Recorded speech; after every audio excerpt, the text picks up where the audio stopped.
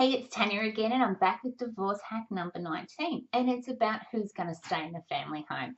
So, keeping a family home can be a very, very emotional decision. It's something that both sides have worked really hard for to, pay the mortgage, to keep it clean, to put in new gardens, to paint it, to decorate it, whatever. So, we all have an emotional connection to our homes, especially if we've had children that have been born in the property.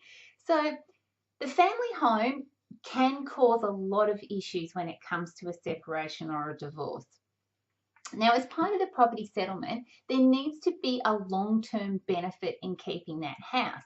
That is things like equity growth for the future, things like can you afford to keep it? So amenities, for instance, is it a larger home that you really don't need to keep? Does it have a pool?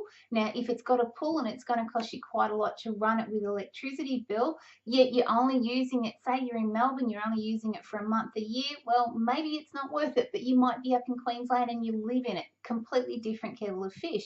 But all of those things need to be weighed up when you make a decision about keeping the family home and if it is really the best choice for you moving forward.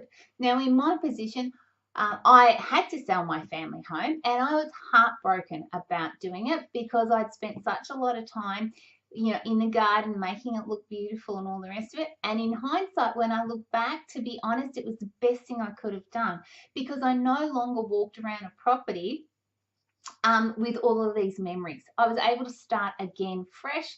Now, that's me. Not everyone is like me. And I have to be honest, at the time, it was very, very, very, very emotional.